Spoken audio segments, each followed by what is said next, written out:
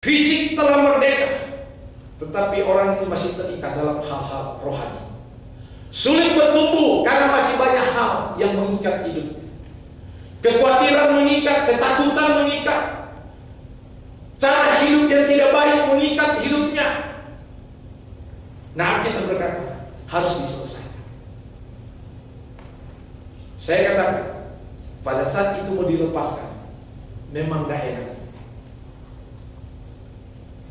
Tak kala kebiasaan kita setiap pagi minum kopi, tiba-tiba suatu saat kita merasa tubuh tidak enak dan datang ke dokter, dokter bilang, oh kamu punya sakit begini, tetapi hanya satu dapat disembuhkan apabila kamu berhenti minum kopi. Wah. Tak kala dia berhenti minum kopi di waktu pagi, hanya minum air putih, apa yang dia katakan? Aduh Pak, susah sekali saya kalau nggak minum kopi. Sulit. Saya kalau nggak minum kopi Pak, nggak ada inspirasi sama sekali, nggak ada ide, semua blank Pak. Jadi saya harus minum kopi supaya pikiran saya tuh cemerlang. Kalau nggak minum kopi Pak, kayaknya gelap semua Pak. Tapi demi kesehatan, demi untuk kesembuhan penyakit dalam tubuhku, aku rela korbankan itu untuk tidak minum kopi. Kesehatan tubuh aja kita korbankan untuk tidak minum kopi, apalagi kesehatan rohani kita yang menghambat pertumbuhan rohani kita. Hal-hal yang tidak baik mengikat sehingga sulit bertumbuh. Waktu Tuhan ingin lepaskan, relakanlah itu. Relakan. Memang sakit, tetapi demi sehatnya rohani kita, demi sehatnya iman kita, relakanlah itu, dilepaskan oleh Tuhan. Memang tidak enak, tidak enak. Tubuh ini, kedagingan ini sulit menerima, tak kala Tuhan membersihkan. Tak kala Tuhan membersihkan. Banyak karakter-karakter yang harus dibersihkan. Alkitab berkata dalam kitab Galatia, perbuatan daging telah nyata. Berbagai macam karakter kedagingan di sini. Dan hal-hal kedagingan yang bersifat kedagingan ini, izinkanlah diselesaikan oleh Tuhan. Kadang-kadang kita menganggap bahwa ini ular. Saya jadi begini kan sebenarnya karena si iblis itu. Kadang-kadang iblis jadi bingung melihat karakter kita. Kadang-kadang iblis bingung, loh kayaknya saya tidak pernah ide seperti itu. Kok manusia bisa lakukan seperti itu? Wah, manusia lebih hebat dari iblis. Kadang-kadang manusia lebih setan dari setan. Saya pernah sampaikan di sini mungkin beberapa tahun yang lalu. Di Indonesia saya sempat baca satu artikel yang berjudul Ketika Setan Bingung. Ketika setan strep iblis bingung. Saya penasaran baca itu sebelum saya ke Amerika. Saya baca artikel di pojok koran, satu koran yang ada, koran lokal di Manado. Satu kisah. Kisahnya begini. Kenapa ini iblis bingung? Ada seorang pengerja gereja yang masih muda. Waktu dia mengalami gangguan sakit, waktu diperiksa dibilang dia darah tinggi. Kamu tekanan darah kamu tinggi. Yang hanya dapat menyembuhkan kamu, perhatikan soal makan. Apa pantangannya dokter? Oleh dokter bilang, nggak boleh makan yang banyak garam, nggak boleh makan banyak daging. Disebutlah makan makanan itu. Ya dasar orang nada kalau udah nggak boleh makan yang begitu, dia pikir sama dengan somati. Sudah dapat rasa semua tawar. Nggak boleh makan tuh RW, nggak boleh makan tuh. Aduh, wah paling itu hidup. Itu istilah orang. Dia coba bertahan dengan pantangan itu, tapi satu saat dia nggak bisa tahan. Dalam satu pesta dia lihat semua, aduh ini makanan dulu. Selama sekali kita nggak rasa ini. mau coba. Udah lama nggak nikmati ini karena pengaruh tekanan darah tinggi. Waktu dia makan, dia rasain, karena udah lama. Dia sikat terus, pulang tiba-tiba ada stroke. Waktu stroke, mereka langsung panggil senior pastornya, pendetanya. Pak pendeta, ini di pengerja gereja, kenapa? Kena serangan darah tinggi, Pak. Pendeta langsung berangkat. Kumpul pengerja. Birunya sungguh heran, ada kuasa dalam darahnya. Wah, nyanyi luar biasa. Selesai langsung pendeta berdoa, di dalam nama Tuhan Yesus, iblis keluar. Iblis kaget. Kok gua yang diusir?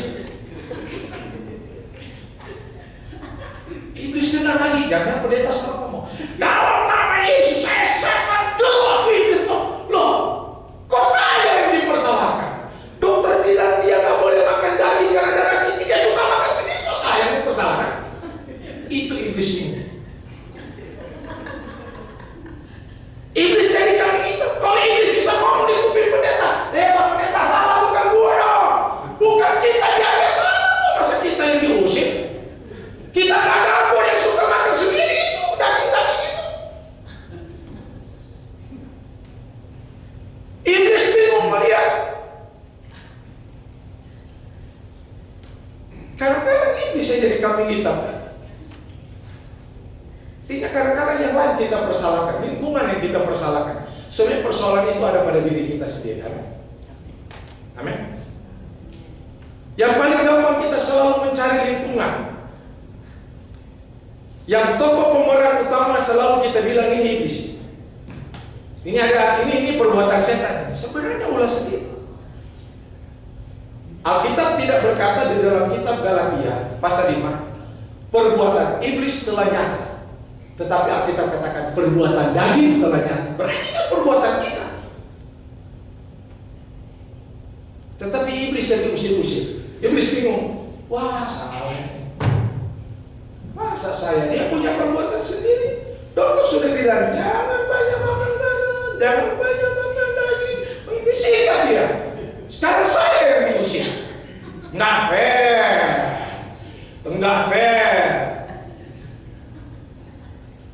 Kalau iblis bisa naik ke surga dan bilang kepada Tuhan, Tuhan salah ini. Tuhan kan tahu siapa yang salah ini. Yang salah siapa? Kok saya yang diusir? Saya nggak ganggu dia punya mau. Dasar rakus juga. Dia punya kerakusan, saya yang dipersalahkan. Nggak fair. Iblis bisa protes, tidak adil ini. Ini kadang-kadang lingkungan yang kita persalahkan.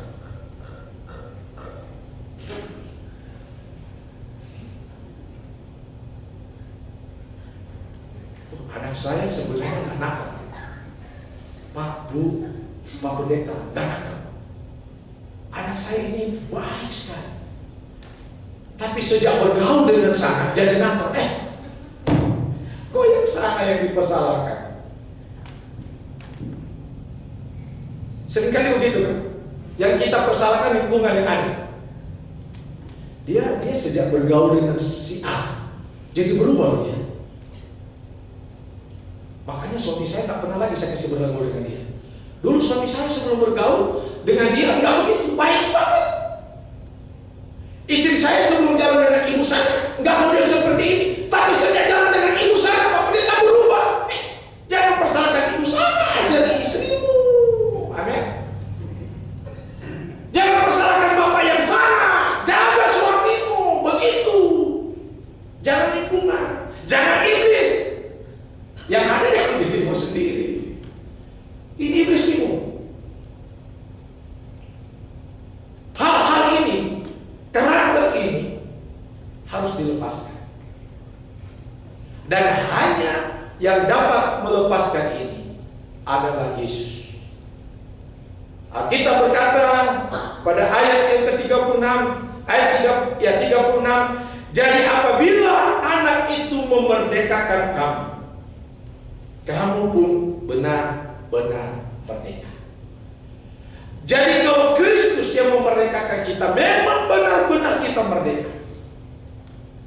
Bukan hanya bebas dari jajahan lingkungan yang ada, bukan hanya sampai terpenuhi ekonomi kita, sosial kita, keamanan kita, kebebasan kita, politik menjadi normal, bukan hanya sampai ke situ, tetapi sampai ke dalam karakter hidup kita, sampai hal rohani kita, spiritual kita, yang menghambat pertumbuhan rohani kita, yang mengganjal sehingga kenapa kita tidak bertumbuh di dalam Kristus, kenapa kita cuma tahu Yesus yang mampu menyembuhkan, kenapa kita cuma tahu Yesus sanggup menyelamatkan, hanya sampai ke situ, tetapi Yesus mau lebih dalam lagi.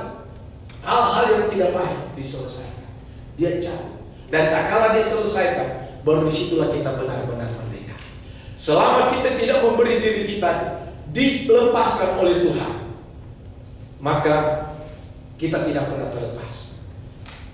Yang ada kita berusaha dengan kemampuan kita sendiri, mau coba. Kadang-kadang istri, suami katakan, cobalah, rubahlah dikit lah kelakuanmu. Ya cobalah, kita akan coba.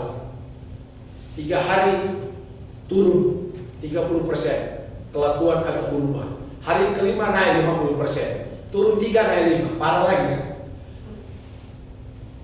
Tetapi kalau Yesus yang selesaikan tuntas, berserah, Tuhan, karakterku ini sulit sekali. Aku telah berusaha Tuhan, dengan kemampuanku. Kadang-kadang bisa Tuhan, tetapi setelah lepas lolos muncul lagi lebih parah lagi Tuhan. Kadang-kadang tidak terkontrol. Dan sekarang aku mau berserah, biarlah Engkau yang melepaskan. Saya percaya kalau anak itu, Yesus itu yang melepaskan kita, benar-benar kita terlepas. Benar-benar kita terlepas. Pada saat itulah kita dimerdekakan oleh Tuhan. Pada saat kita menikmati kemerdekaan, itu artinya keselamatan menjadi bagian hidup kita. Ini yang Yesus jelaskan kepada ahli Taurat, orang Farisi dan orang Yahudi, menerangkan tentang apa kemerdekaan itu. Dan kemerdekaan yang sesungguhnya model bagaimana. Dan ketiga, siapakah sumber kemerdekaan. Dan kita telah terima malam ini. Dan mari kita yakini hidup kita kepada Kristus. Dan saya percaya Kristus kita adalah Yesus yang sangat mengasihi kita. Dia peduli. Dia tidak mau membiarkan kita terus dijajah oleh kehidupan, kepribadian karakter yang tidak baik yang sedang mengikat kita. Dia ingin melepaskan kita. Dia mau supaya mata rohani kita celik. Dia mau supaya kita sungguh-sungguh dipulihkan dan kita menikmati keselamatan dari Tuhan. Tuhan memberkati kita semua. Mari kita berdoa. Terima kasih Tuhan buat firman yang Tuhan berikan bagi kami pada malam hari ini. Biarlah kekuatan Tuhan yang luar biasa itu, firman, kebenaran, dan Engkau Yesus Kristus, Engkau yang sanggup memerdekakan kami secara sesungguh-sungguhnya Tuhan. Kami telah merdeka, tetapi masih banyak hal yang mengikat hidup kami. Ada banyak sifat, karakter kami yang seringkali mencelakakan hidup kami. Karakter itu yang menakutkan, yang kami takuti, yang sedang menjajah perjalanan hidup kami. Dan kami tidak mau penjajahan itu berjalan terus. Kami mau malam ini Tuhan, Engkau lepaskan semuanya itu. Hal-hal yang merugikan hidup kami, Engkau tolong Tuhan, lepaskan itu. Sifat-sifat kami yang tidak baik, temperamen kami yang tidak baik, karakter kami Tuhan, kepribadian, cara hidup kami, penampilan di hidup kami, model hidup kami yang tidak berkenan kepada Tuhan. Mari Bapa, Engkau pulihkan sehingga kami benar-benar menikmati kemerdekaan itu yang sesungguhnya. Tanamkanlah firman itu dalam lubuk hati kami yang paling dalam Tuhan. Biarlah firman ini lebih bertumbuh berbuah. Firman ini menjadi berkat dalam hidup kami, dan kami bisa menjadi berkat bagi orang lain. Terpujilah nama Tuhan kekal selama-lamanya. Dalam nama Yesus Tuhan kami bersyukur. Haleluya.